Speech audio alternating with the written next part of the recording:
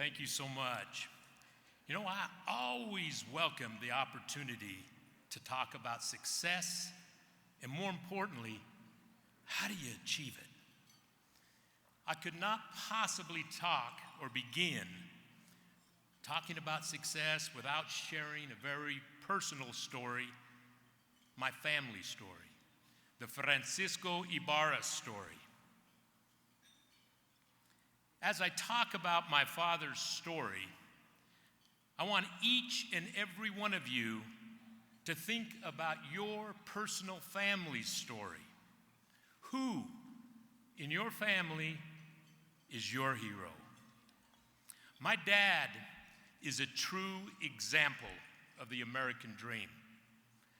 Dad came to the United States by himself in 1945 at the age of 15 to pick fruit in Spanish Fork, Utah, just 40 miles to the south of us here.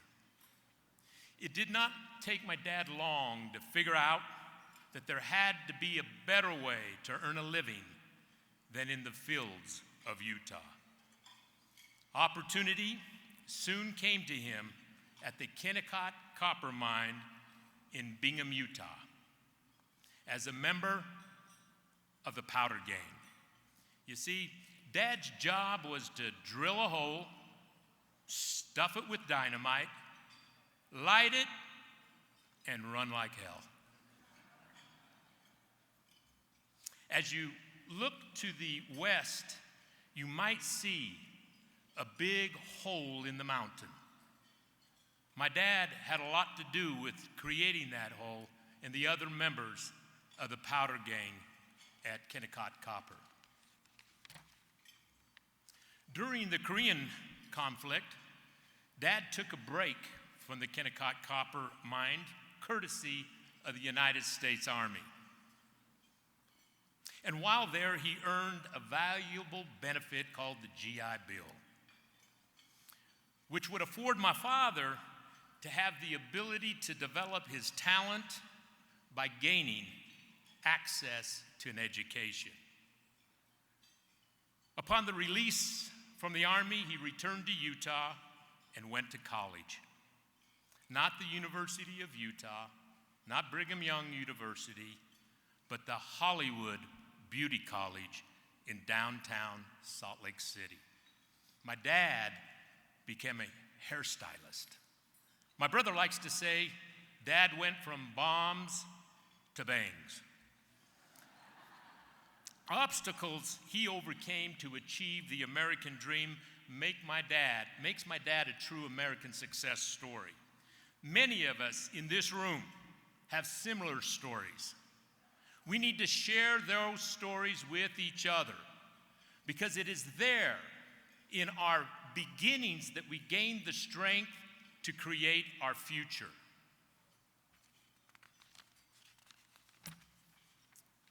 You know, I learned early in life that success begins by figuring out exactly how we're stuffed as human beings. Many of us were taught to be satisfied, to be reverent, to be thankful, and that a chair at the table of success was not intended for us. That simply is wrong. If you can think it, you can achieve it. We must think big. We live in a country where anything is possible. There is a chair at the table of success reserved for every one of us in this room if we're willing to work hard, if we're willing to honor work, do extra, learn to plan, organize, execute, and follow up. Even during challenging times, do whatever is necessary to succeed. There is nobody in the United States of America that can do this better than us. Nobody works harder than us. Nobody.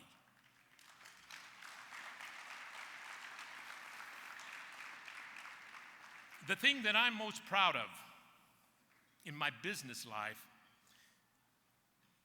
is the Ibarra Foundation. The work that my brother Mickey and I do, and the things that we have accomplished there. I started the Ibarra Foundation in 2004. Shortly thereafter, my brother Mickey joined me as a board member. It is in our intent to invest in the future success of our community by making a college education possible for the Latino students living in the area in which I have business presence. Currently, we have 8 students receiving full tuition scholarships from our foundation. And thank you. And the Ibarra Foundation has assisted 64 students to achieve a solid education.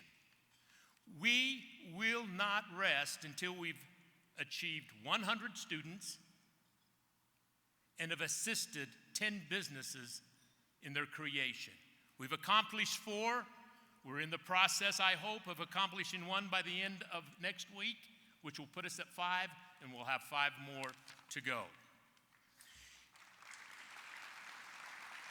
Thank you. In closing, I'd like to challenge you. Think big. Why not us?